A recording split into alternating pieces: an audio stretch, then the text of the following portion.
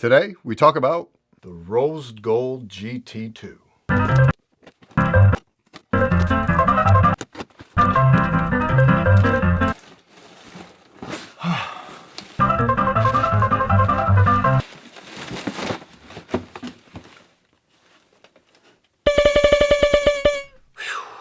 Here we go.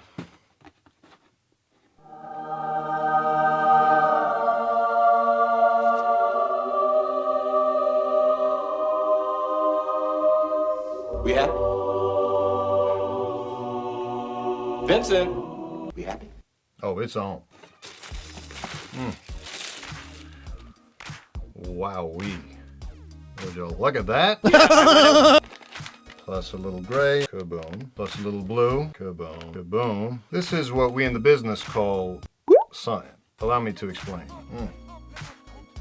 Wow. Oh, that is nice. It's very soft. Can't believe I'm holding this right now. This is... wow. I hope this can capture the exact hue of pink rose goldiness that I'm seeing right now. I synced it. This is... I mean, my God. But wowee, this is... can't believe I'm holding these right now. So let's talk a little history. The Rose Gold GT2 and the legacy of Ronnie Fieg. This was Ronnie's first Asics collaboration of 2012. To this point, he'd already been collaborating with them for 5 straight years, since 2007. I mean, look at this chart. It's insane how much he's done with that brand. And in my opinion, Asics is nothing compared to what it is now without the help of Ronnie Fieg. But let me run that back real quick. So I really want to break this down into 3 key parts. 1, some tidbits about rose gold. 2, the history of how it relates to the making of this shoe. And 3, a little bit on my thoughts on Ronnie Fieg and the shoe itself. Let's get it. Let's get it. So quick history lesson first. These shoes released almost 6 years ago in 2012, and at the time, the value of gold was rising, and so was Ronnie's. Fast forward to 2018, and Ronnie has been on a tear with every streetwear and footwear brand in the game. Now, historically, rose gold became fashionable thanks to Maharashtra in the 1800s. Hence, it had the original name of Russian gold, not rose gold. And I gotta say, between the two names, rose gold is just way prettier and daintier and all that ish. Not saying? No offense, Russia. I friggin' love the word Sputnik. It's just such a great word, don't you think? Sputnik. Sputnik. Anyway.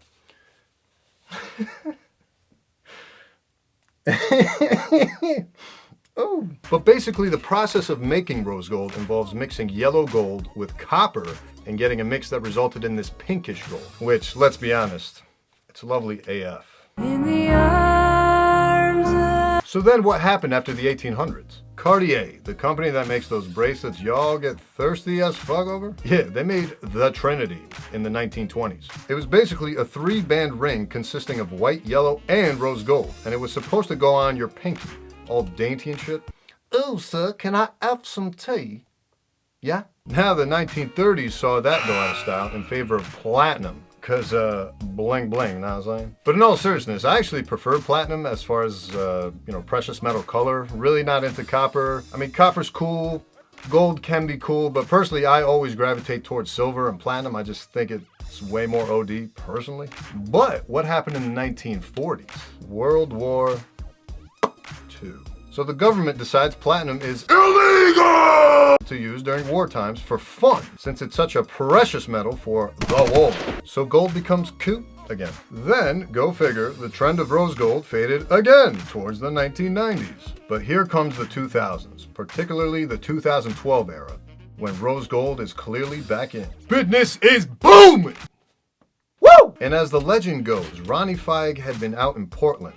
And let me read you his blog post from that fated day. I flew out to Portland a few weeks ago to meet with Adidas for a footprint summit. The flight coming home was at 6 a.m. and at first I was tired and pissed. But then I saw this from my window. This is why I fuck with the G11. Now, 11 happens to be my favorite number, as I've mentioned before. And I assumed at first when I read this that a G11 referred to the kind of camera he was using, and lo and behold, it's a Canon camera. But if you Google it, the first result is an assault rifle. So not really sure what the connection is there, but... But anyway, I mean, look at these photos, man. I'm just blown away. This is beautiful. This makes me want to go out to Portland. Now, how crazy is it that those photos led to these. I always just find it so fascinating when I can trace back the design of a shoe to its inspiration. And I mean, I'm just looking at these photos and Oh my God! and all I could think was, Lord have mercy, I thought hurricane season was over. It's over! And now 2 years go by. And by this point, Ronnie had already put out the salmon toes, which I discussed in a previous video. Feel free to check it out if you can click on the thing that shows up. And those salmon toes are one of, if not the pinnacle product that Ronnie has ever made, to symbolize his legacy in one product. But that extended when his first collaboration of 2012 dropped with these rose gold GT2s. And he released a statement along with these photos that said the following: "Good things take time. The rose gold GT2 was a shoe that went back and forth for almost 2 years until I was able to find what I think is an amazing color and fabric combination. Inspiration is truly everywhere. This shoe was inspired by an old photo I shot a while back, and it's been incredible seeing it come into fruition. With the wait finally over, the limited rose gold shoes feature a soft pigskin upper, rich nubuck stripes and underlay, and a perforated tongue and toe box. A soft suede upper. The result is this GT2 model that ended up working perfectly with a white midsole, cinder outsole, and blue accents as seen on the woven label and under the gray nubuck Asics stripes. Each pair comes with extra blue and gray laces and will be available, as always, in very limited quantities at Kith locations. And these retailed for $130 at the time. Not no mo.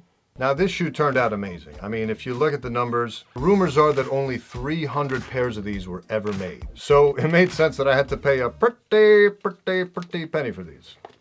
Yeah. And I mean, just holding them in hand, it's just a very gorgeous execution. So minimalist, yet it really stands out. You're not going to see very many people rocking shoes just like this. And then the beautiful accents and complementing colors between the subtle gray, the light gray, the light blue, the baby blue, the salmon-y pink, but it's not salmon, it's very much more rose gold. I mean, if you compare it to the salmon toes, you can see it's a different shade of pink. I mean, it's very, very subtle, but it's definitely a different color. Even Complex recognizes these as one of the top 15 Asics collaborations of all time. And they commented on the fact that after Ronnie did this, pink shoes essentially took off. Literal trendsetter right here.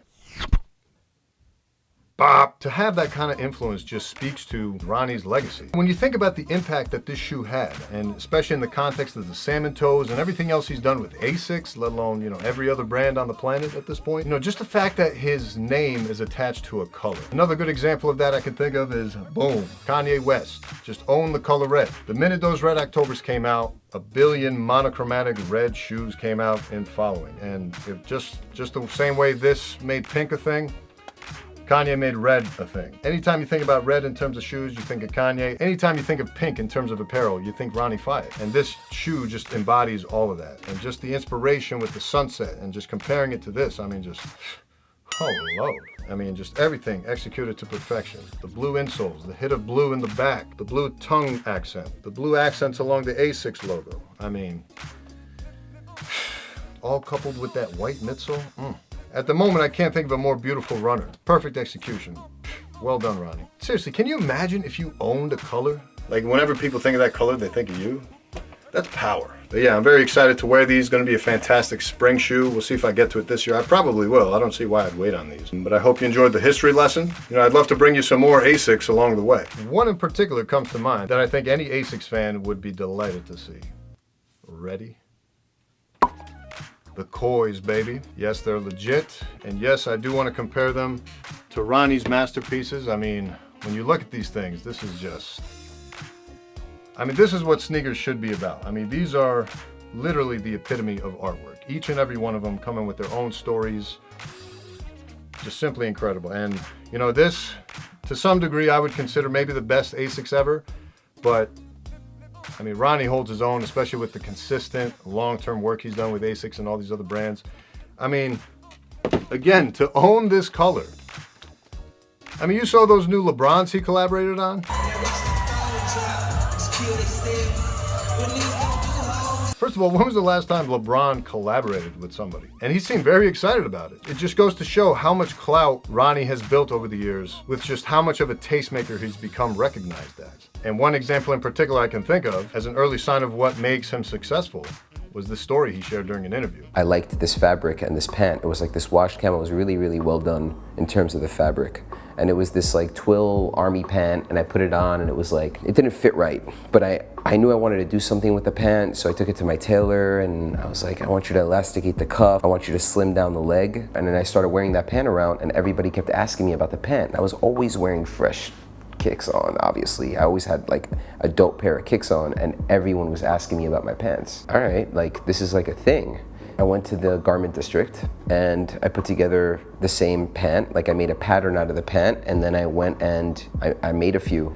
We started with one color and I put 12 pairs in the store, and it sold out in a day. It's weird. And I was like, somebody has to be fucking with me. Like, it's a shoe store. There's no apparel in the store except for this pant. I'm gonna go to the store the next week. I made 24 more pairs and I put them in the store. And I was standing in the store and I couldn't believe that like everybody was touching this pant and like wanting to try this pant. I didn't even name the pant yet. I went back and I made 100 pairs and put them in the store, and I called it the Mercer pant. They sold immediately, same day. So I was like, this is a thing. You know, I'm gonna go and like make 1,000 pairs of pants now and put them on the site. And I remember between the site and the store, they were gone immediately. And I was like, wow, that's so strong. Nobody could sell pants online. It was like very hard to sell pants online. Insanely tough to sell pants. But they all wanted this twill jogger, and like it didn't exist. I was the only one that made this pant that people wanted, you know, and I just wanted it for myself. That's why I made it. And that pant was just like the one. And it was like, okay, it made me realize that people wanted more from Kith, and Kith was just a store at the time. So it was like, do I make Kith a brand? Having a conversation with Sam, and he was like, go for it, man. Fucking go for it. And I mean, just this guy's eye for certain tasteful things is just incredible. And I love my LeBron 15 Ashes. I think it's a gorgeous, gorgeous shoe. To me, still the best colorway, but that rose gold LeBron 15. Bruh. That ish is gorgeous. Gorgeous.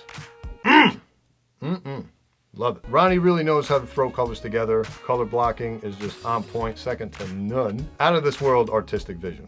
Can't take that away from him. And with that said, I hope you enjoyed this video. I'll be seeing you. Peace!